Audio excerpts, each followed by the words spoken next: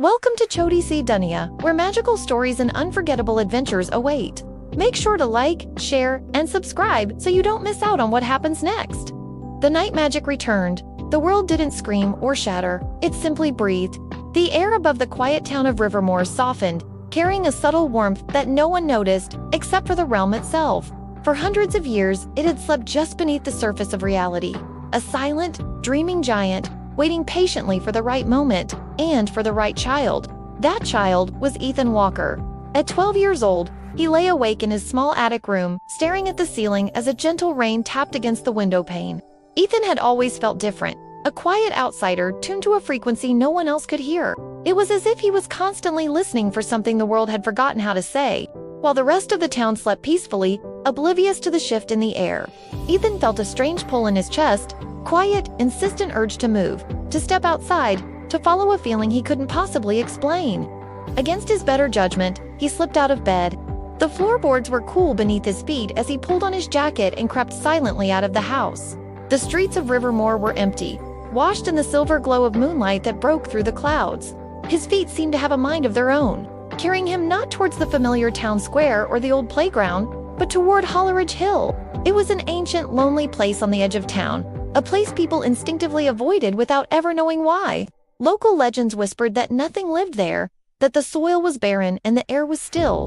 But legends, as Ethan was about to discover, were often wrong. As he reached the crest of the hill, something extraordinary happened. The rain stopped abruptly, as if the sky itself had held its breath.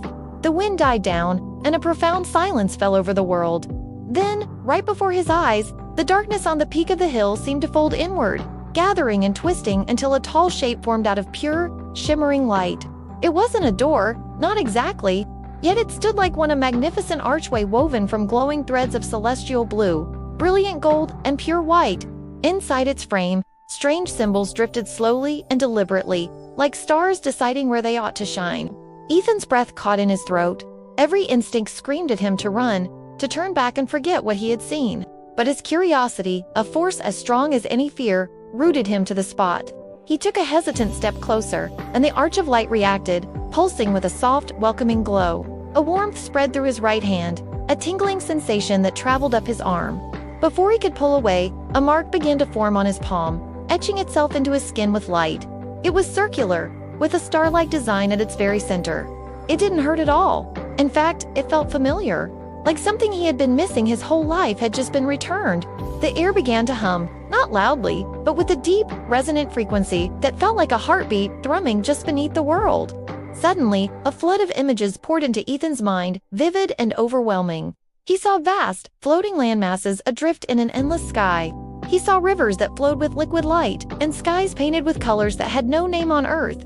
He saw magnificent creatures made of light and shadow, ancient towers that scraped impossible heavens, and an entire realm that was stirring, yawning, waking from a long and dreamless sleep.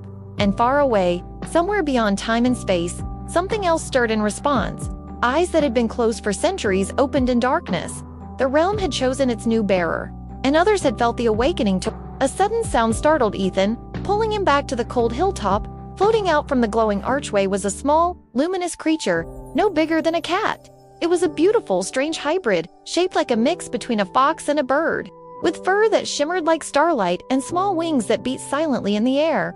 Its eyes shone with ancient intelligence, and when it spoke, its voice wasn't heard with his ears, but echoed gently inside his mind. "You can see it," the creature said, its mental voice calm and clear.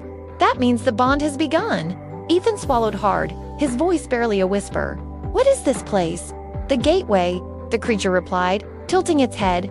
"And you were never meant to find it, yet you did." Before Ethan could ask another question, the ground beneath the arch rippled like disturbed water. A shadow began to creep forward from the base of the gateway. It was thin and unnatural, bending the light around it, making the very air feel cold and dead. The warmth in Ethan's hand flared sharply into a burning heat, and for the first time, raw fear rushed in, cold and sharp. "The realm is waking too soon," the creature whispered urgently, its form flickering with anxiety. "If the gate opens now, the balance will break. Everything will be thrown into chaos." The archway pulsed, glowing brighter and brighter, pulling at the air, at the ground, at Ethan himself. The mark on his hand burned with a brilliant white light, responding to the gate's power and to something deep within him.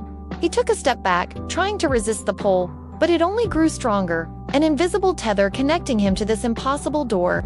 Then, from the darkness behind him, he felt a cold, menacing presence approaching. He felt it before he saw or heard anything, a chilling stillness that was far more terrifying than any noise.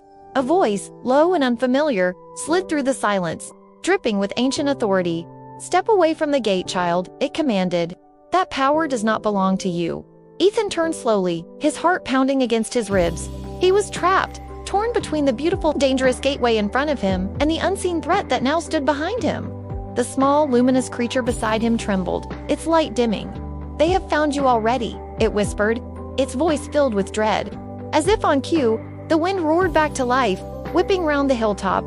The arch began to open wider, light spilling out into the night sky like a beacon, while shadows gathered and writhed at the edges of the hill, growing longer and darker. Ethan clenched his glowing hand into a fist, the light from the mark on his palm shining through his fingers. He stood at the very edge of a choice, a single moment that would change not just his own life, but the fate of two worlds forever. And somewhere deep within the awakened realm, destiny smiled, and danger answered. To be continued. Thank you for joining us on this journey. Like, share, and subscribe to Chhoti Si Duniya for more magical stories and epic adventures. We'll see you in the next chapter.